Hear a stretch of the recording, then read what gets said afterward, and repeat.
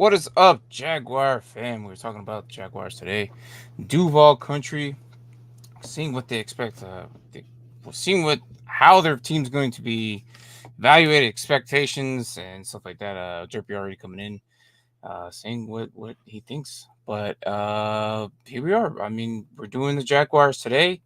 Almost done with all these 32 teams. I think we only have about maybe 12 left. So we have about a month left before kickoff. So let's start with the Jaguars today as we hit there on Dynasty Pylon. And let's get started with that.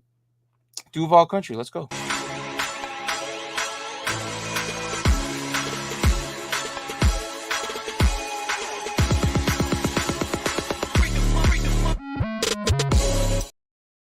Duval. All right, let's get this. So the Jaguars.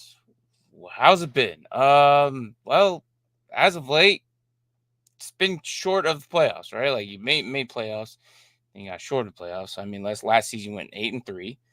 You guys looked like you guys gonna be pretty decent, taking the AFC title, for the AFC South title, and yeah, it was weird. And then after that, you started losing your last 5 to 6 games, and then you ended up at 9-8, and you fell short of the playoffs. So you're there.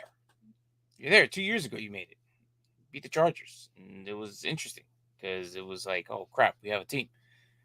5 years ago, or 4 years ago, you'd ask me, what do you think about the Jaguars? I'm like, I think I give it a 5-year plan. I think they're going to make it. I think they're going to be pretty good.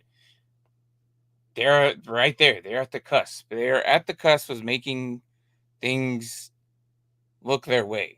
That division is getting stronger as a whole, but that's also, not to mention that, they haven't really done much for Trevor in the last few years. Yeah, they got Christian Kirk a couple years ago, and that was awesome. Then Calvin Ridley was there last year, and it just seems like the weapons there. The line wasn't as good as what it was. Ingram decided to play like really good football. He was probably one of the leading PPR machines last year when it comes to pass rush, but the pass catchers. So it's not like entirely bad. Trevor Lawrence, a lot of people are like, oh, he's not the guy. He's not the guy. Well, what makes him not the guy? Why is he not the guy? They haven't really given him like that much crap to give him to work with. Like they've given him mediocre guys. Like I don't care. Like Christian Kirk is okay. Like don't get me wrong. I like Christian Kirk, but he was never like this guy who's going to make a difference. Like the money they gave him a few years back was just incredibly large. But they're still building around him. And I think they're finally realizing that, okay, that this is who they need to build around. They're now talking about the 4-year extension. Earlier this month, they were talking about like, oh yeah, they talked about it, and that was like before the draft. And then once the draft happened, it's like, okay, the extension made him one of the highest paid quarterbacks in the league. So now it's a 4, and then they also re-signed Josh Allen, which was a 5-year deal at 141 million, which is he deserves it. He's one of the best DNs in the league / linebackers, edge per se. So losing Calvin Ridley after that, what do they have to do? They had to go get themselves an offensive weapon. They went into free agency.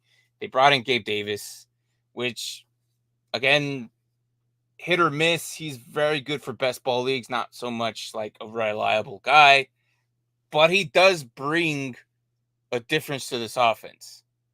He's not going to be the over top guy. He's not going to be like this crazy like points winner or anything, but he does bring a difference. He is a very good player. For fantasy purposes, I don't think he's going to be very good, to be honest. He was never good with Josh Allen. Like it was just he'd have a really, really good game and then disappear for four or 5 of them. And then come back and then like, damn, that's why Gabe Davis is what Gabe Davis. So he's going to bring that. I mean, with the asset that they have there, with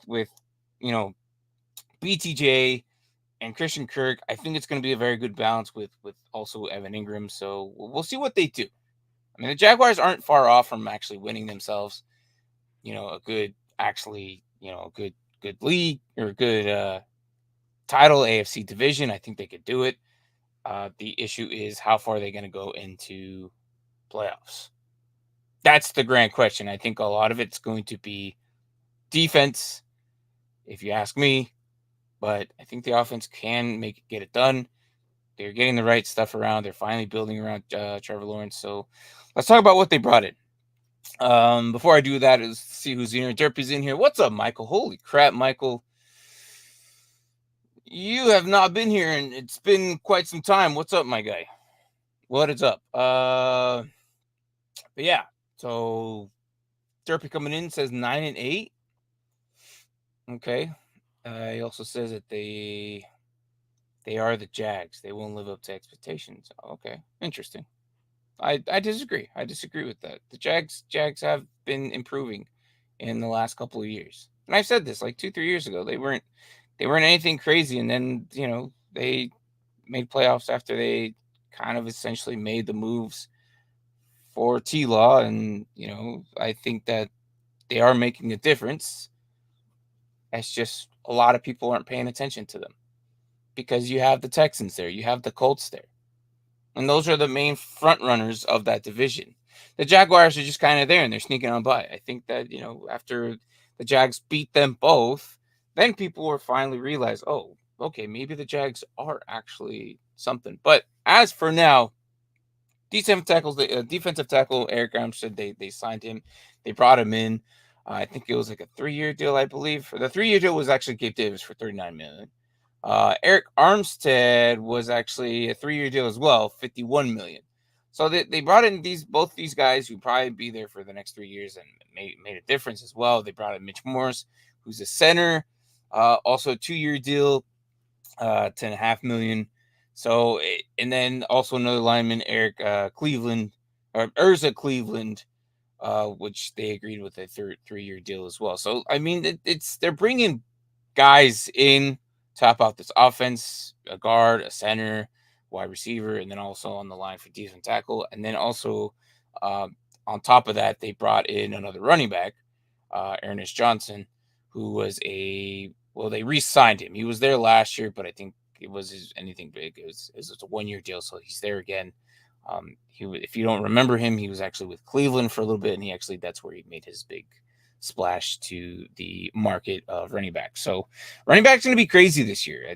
So I'm glad they signed him. He's a reliable guy behind Travis Etienne. He might play ahead of Tank Bigsby, to be honest, but we'll see. They also brought in Joey Sly, a good, reliable kicker. So again, I like Joey Sly. He just hasn't really been placed as a hometown kicker. He's never had a home. It's always been jumping around from team to team, but he's not bad. I think he's makes 80% of his kicks anyway. So I mean, not 100, but it's still good. I still think it'll be good enough if they get close enough, which I think this offense can get close enough to the goal line. Joey Sly can easily knock these in. Also on the safety side, they brought in Darnell Savage, a 3-year deal as well. So again, these guys all make an impact right away. They can stay for a little bit. They can essentially make a difference. But they're not like big namers that are going to be like, oh yeah, they went out and signed. Like, they didn't break the bank for these guys. So it wasn't any like special ace that they brought in. But these guys can make a difference. Say they're top half of the leagues in their respective positions. So as for Jaguars, on top of free agency, what else did they bring? They brought in the draft, right? The draft was in April. If you don't know who the hell they brought in, we're about to discuss that right now. Brian Thomas, BTJ, obviously, I like him a lot. He's going to be a very good asset here. I think he's going to be the number one eventually. Right now, a lot of people are saying Christian Kirk. Yeah, I get it. I think BTJ will bring a different element, and I think he's going to be the number one.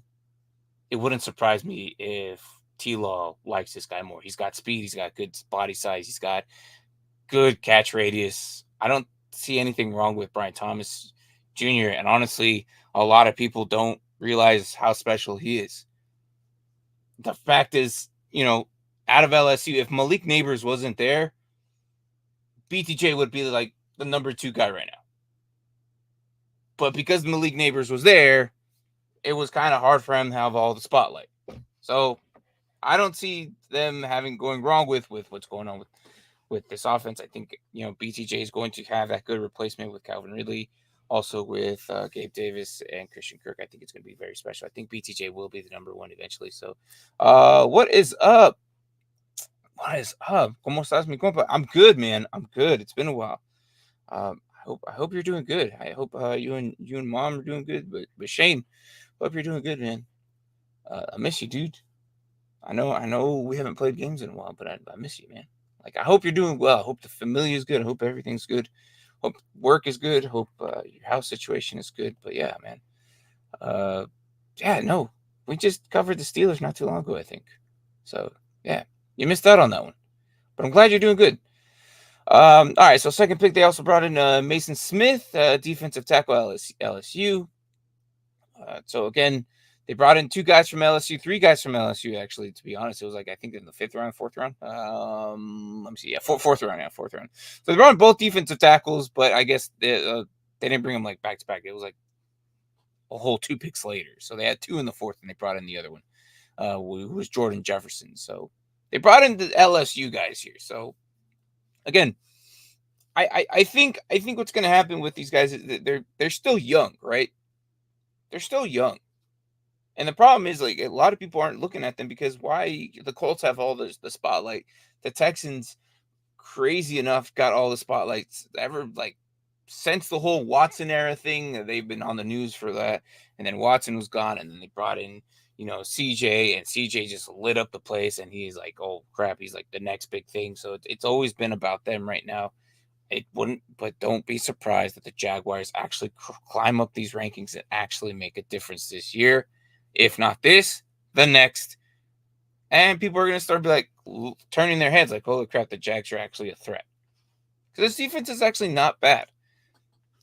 The only thing is right now, I think they need to work on this line. The line is actually okay. I just think they need a little bit more assets. They need to probably go into the draft next season and actually upgrade it because, Javon Foster here in the 4th isn't anything crazy special. It's a good asset, but I don't think he's going to, start over Harrison anytime soon. So it just an addition. He's just a filler piece. They also had 2 more picks in the 5th, the 6th, and the 6th. So they had 4 more picks. They have a total of like almost 9 picks this season. So good for them. Dontre Price out of Mississippi, corner, should help out. And then Keelan Robinson probably won't even sniff the field, to be honest. But good running back out of Texas. Cam Little, kicker. I don't know why they did this after signing Joey Sly. Maybe I don't know why. But Joey Sly was an asset, and then they drafted Cam Little, so it was kind of interesting to me why they did that. Kicker tryouts, I don't know. And then Miles Cole, defensive end, Texas Tech. So they brought in filler pieces, but overall, this whole roster is going to entirely going to run off of what they had last year. It's going to be down to depth, and I think it's basically the same roster of last year. So no, it's not going to be anything out of like what they've done lately.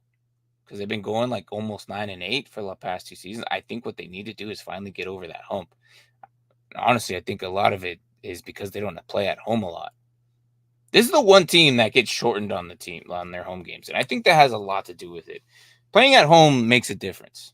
You're more comfortable where you're at. You're more, where certain spots of the field are like, they got little holes or something like divots. You played like, yeah, I know it's all turf grass, but certain spots where the sun hits wherever, like you just know it's your turf, it's your home. I think the difference is they don't play at home a lot. This is the one team that gets robbed every year because of the whole London game. They play only 7 home games and the rest are like away. And what sucks is because when they play at London, that's considered a home game for them, which kind of sucks because now they're like shortened a whole game, and the fans there don't really get that chance to experience them, and they lose at home because they're always on the road. So it kind of sucks for this team, like it really does. But outside of that, let's talk about this roster, right? Let's talk about this roster and who they brought, or who we have left. Obviously led by Doug Peterson, Press Taylor, and Ryan Nelson. Who Doug Peterson think is shaping this team to be something special. And you can see it. Ever since he got there, you can see the change. Because T-Law's rookie year was just a joke. The coach at the time was just yeah, we won't talk about that. So, all right. So we got T-Law, obviously, and then Mac Jones here with the backup quarterback who Michael also said we want Daddy Mac. I 100% disagree, and I think that is the wrong answer. You do not want that guy in. He sucks. But he is a good backup. He's good enough to be a backup.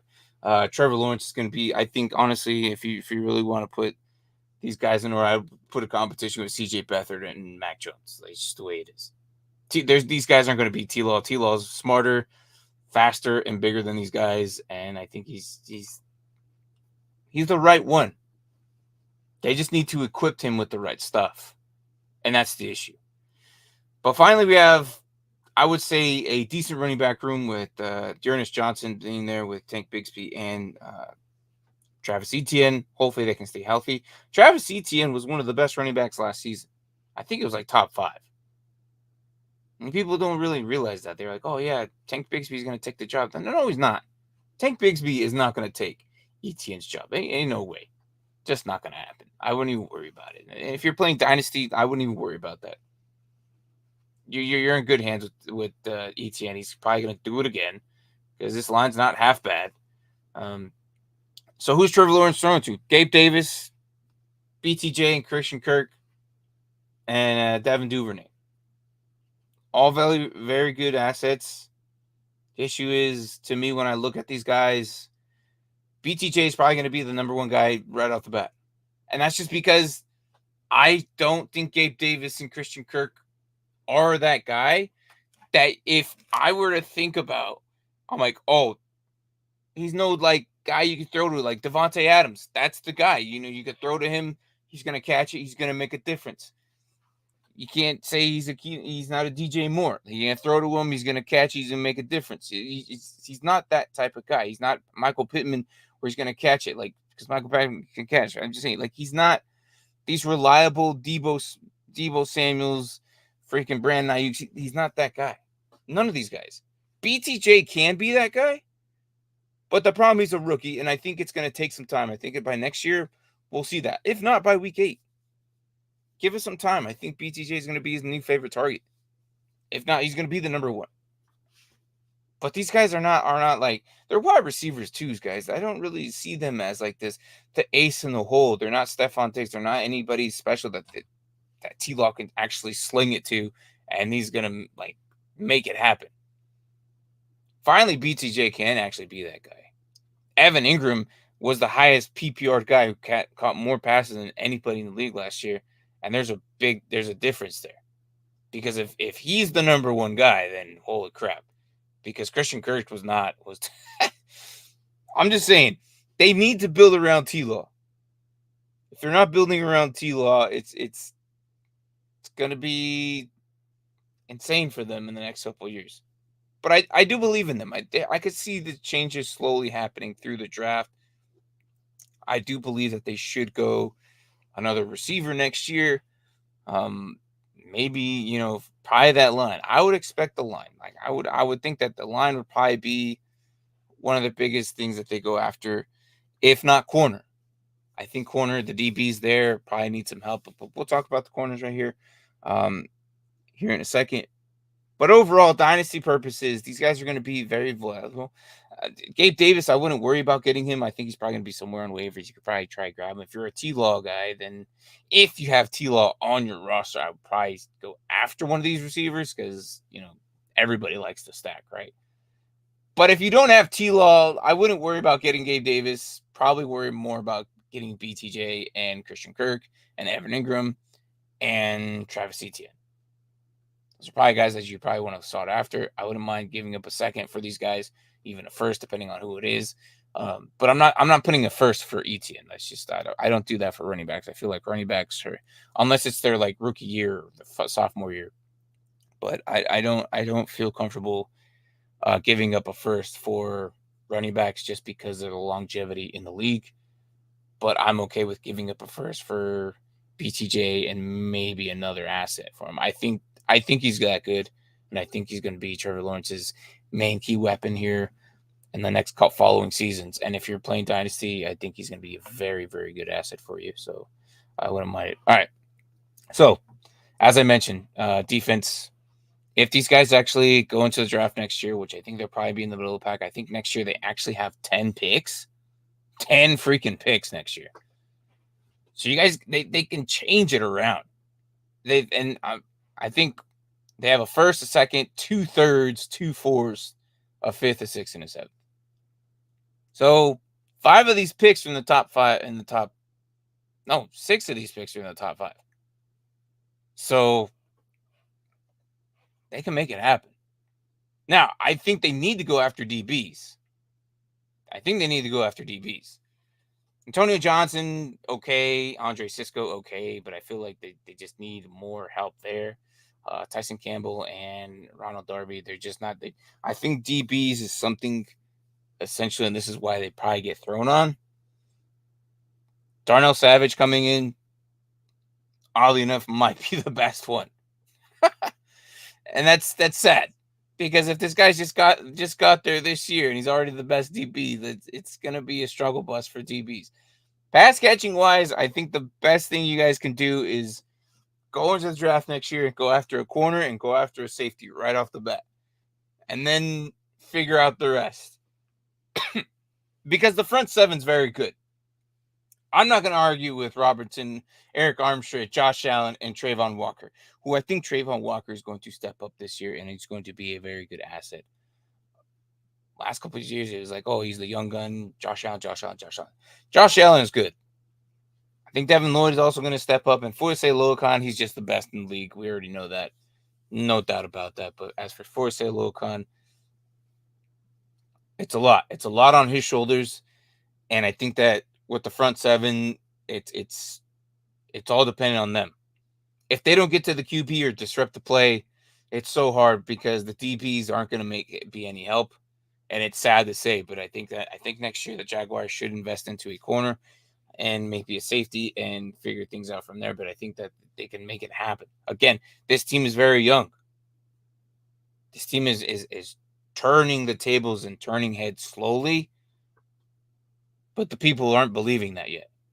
I think by next year, this should be a good team that is going to be a force to be reckoned with. They're going to be that good if they focus on getting those DB issued fixed. I think that's going to be the main key piece. Like I said from the beginning of the show, I think the Jaguars' main key focus here is the defense. Because I think offense has enough weapons to get it through. But again, if your offense is on the field a lot, they're going to get tired quicker, and then defense is just going to be struggling, and then everyone's going to be throwing bombs on them. And that's essentially what guys can do, or the teams can do on this team. Just throw these deep balls or these post route, and it's going to be struggle for them. Because running the game against these guys would just be a change of pace. But I think the DBs aren't going to be able to handle most of the competition, especially when you got, Tank Dell, Nico Collins, Stephon Diggs twice a year, Michael Pittman, and Richardson probably going to go in there and disrupt some things as well. So, it's going to be interesting, but it can be done. You guys have been 9-8 for the past couple seasons. If you guys go 9-8 again, it wouldn't surprise me. You guys can do it. So, moving on with that, let's talk about this schedule. And let me get my other way. All right, so week 1, you got Miami. And then week 2, you got Cleveland, which is be a home game, and then you have Jacksonville with Buffalo and Jacksonville and Houston. So it's going to be pretty rough from the get-go right away. It's going to be 3 away games, and then you have the home game there in Cleveland. I don't think you guys win any of those games. And you got week 5 against Indianapolis, like another game I don't think you guys win. And then here's the weird one. You got 2 London games back to back. You might as well just stay over there And then one of them's considered a home game, which, again, I've said this before. It sucks for the Jacksonville Jaguars because they're not home. They're never home. Like, they're getting robbed a home game. Yeah, it's considered a home game, but they're not really home. They're not home. This New England Jacksonville game, it's not a home game because you're in London. So there you are. You got Chicago week 6, and then week 7 you got New England. And then week 8 you got Green Bay. It's not looking too promising right now. It is a rough schedule. And it doesn't start getting easier until the back end half, which I like the week 12 bye week. You got Green Bay here at week 8, and you got Philadelphia week 9. Do I see a win in any of those? Maybe Chicago. And I only say Chicago's because everything is so freshly new there that a lot of it depends on Caleb Williams' shoulders. If Caleb Williams turns out to be garbage, rookie year, it's just possible. A lot of good, quarterbacks come in the rookie year and they don't do so hot, and then they turn around their second year. Like I feel like Anthony Richardson is going to be pretty good this year. Just watch. So it's going to be a tough one for Jacksonville. So we'll see. Maybe I'll give them that one. I'll give them that one. We'll see week 6 if Chicago's figured it out by then. If not, we'll see. But that's the only win I'll give them. I'll give them New England as well.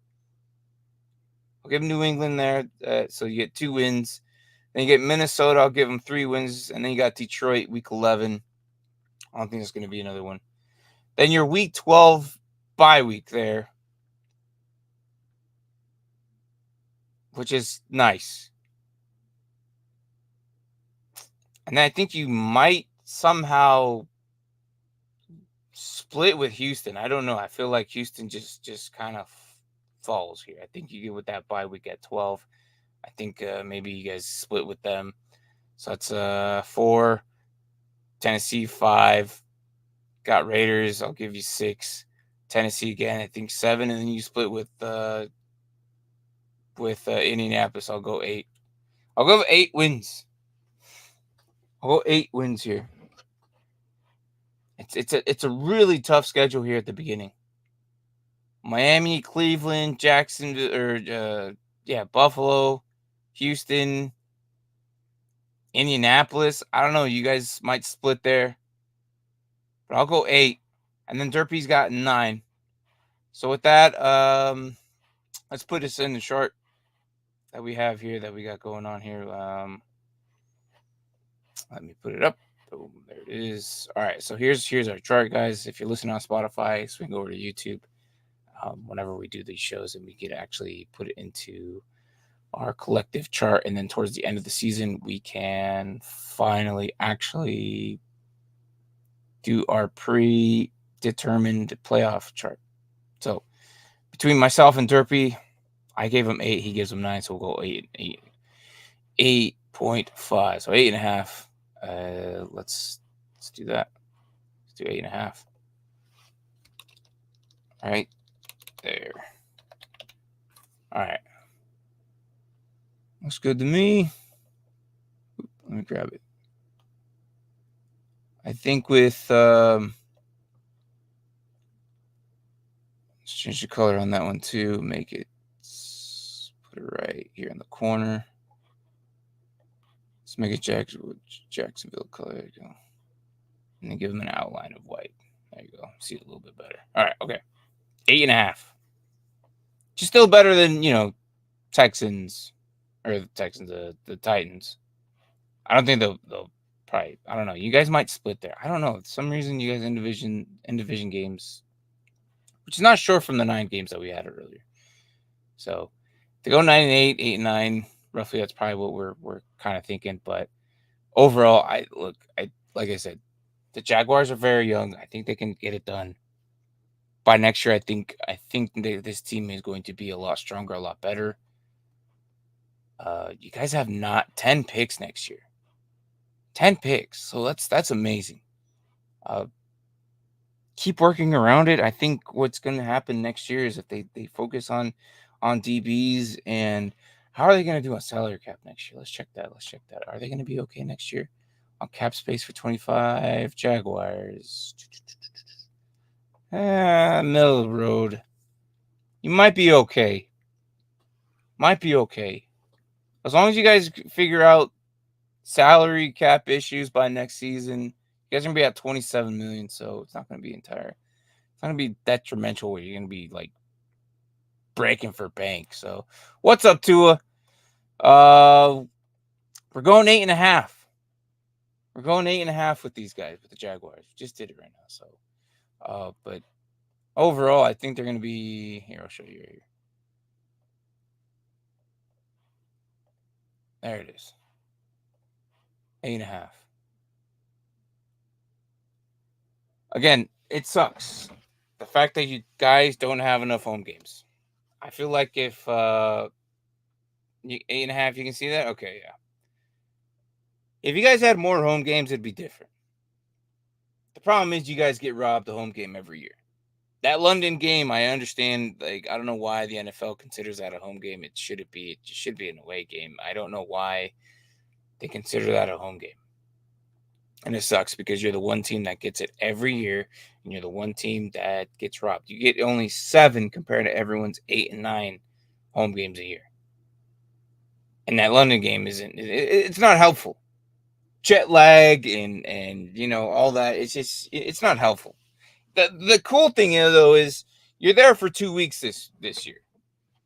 You got the Raiders, and then you got New England right after that. So maybe that second game, I think you guys are going to smash New England so hard that it's going to look embarrassing for them, because you've already been there for already a week and a half, and you've already adjusted, and I don't think New England's going to be that good. So I think that game's going to look embarrassing, but good for you guys. But 8.5, I think is realistically you guys can get there. Probably be in the middle of the pack. If you guys get 10 wins, 11 wins, awesome. It can be done. Very young team. I think next year work on those DBs. I think the DBs is going to be the biggest issue this year. But I don't think it's going to be outside the realm where you guys fall short of the playoffs again. I'm just realistically speaking, Duval Country. I like the Jaguars. I really do. I love Trevor Lawrence. I love what they're doing.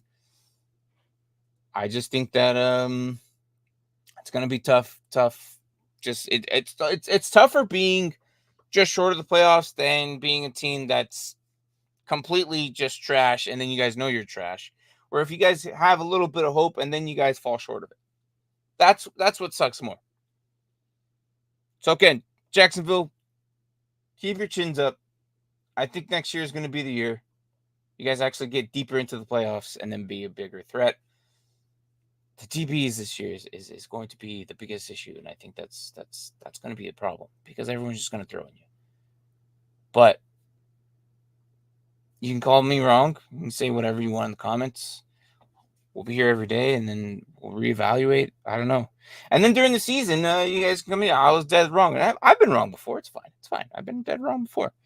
But guys, we're reaching 400. Giving out that other jersey. It's going to be the number 7. So keep an eye out for that. Hopefully I have a thumbnail. Waiting for Ricer's picture. If I don't get it soon, we'll have the thumbnail going up here soon. Once we reach 400, I think we're at 394 or something like that. Something pretty close. So once we reach the 400 mark, we'll be giving out that other Dynasty Pylon jersey. It's a nice stitch jersey. Team of your choice, and it'll be the number 7 on it because why? It's the 7th one. So we continue to do that. So if you like the number 7 and you happen to be watching and you wanted a stitched jersey of your team, there you go. So guys, that's the Jacksonville Jaguars, Duval Country. Again, there's high hopes for you. Very, very young team. I just hope that, maybe next year you guys work on the skills positions.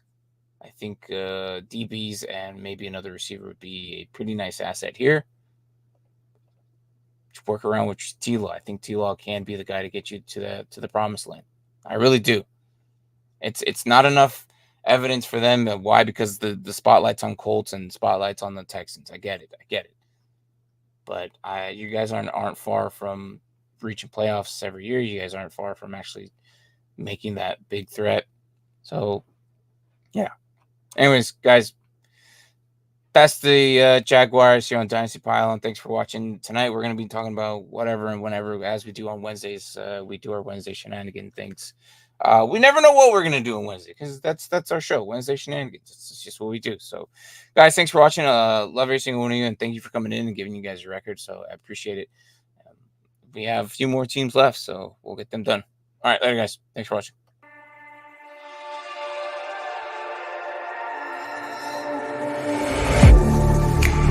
Getting hype when I aim up, elevating that game up, stepping up to the competition. Only first place, and that's how I'm living. I'm winning till they digging up my grave, eating all the things up on my plate.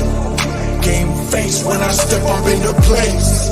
I was born and when I watched the other way.